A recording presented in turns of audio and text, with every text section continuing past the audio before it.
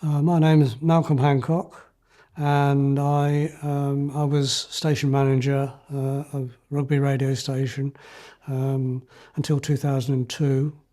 I started here as a youth in training and then worked my way up to station manager and retired then.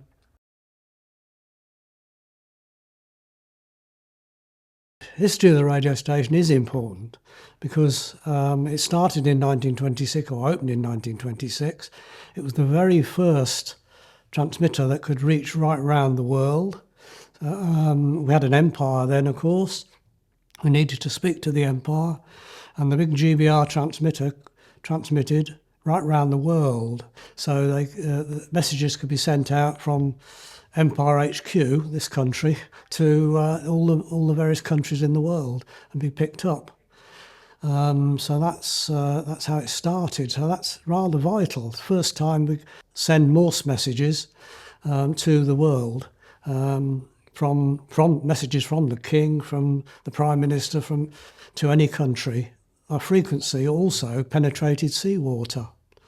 So in 1966, the Cold War came along, and most of our traffic on the big GBR transmitter then became submarines and naval ships, because they could hear the signals underwater.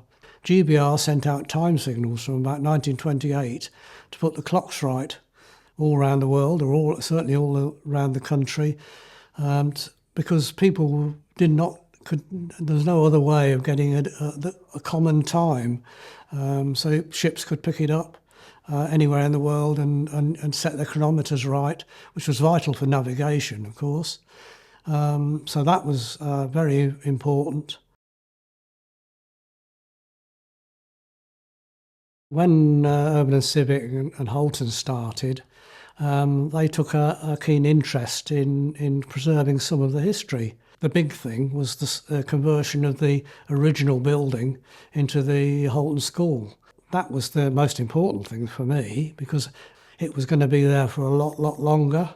So the history was going to be looked after for a lot longer.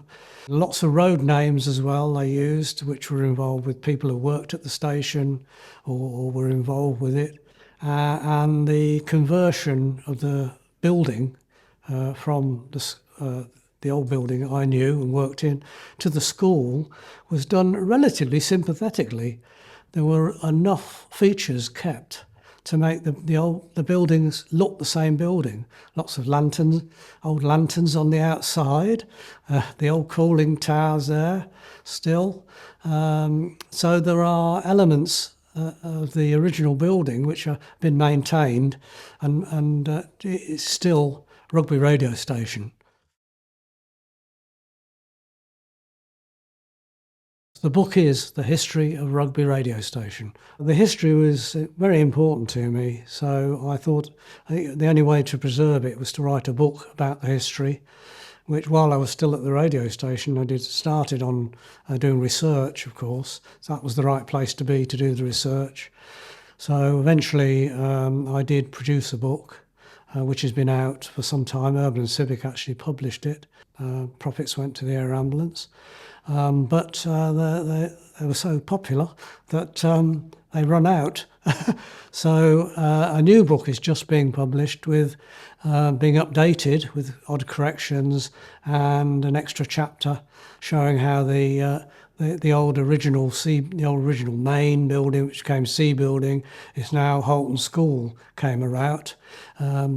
So it's been updated with an extra chapter. It's got a few, stories and tales in it. It's not all technical. Unfortunately, it has to be a bit technical, but people who even don't know, have no knowledge of the technical stuff, should still be able to enjoy reading it, yes. A lot of the accidents that happened on site and the disasters, as well as the modifications and improvements, they're all mentioned in there.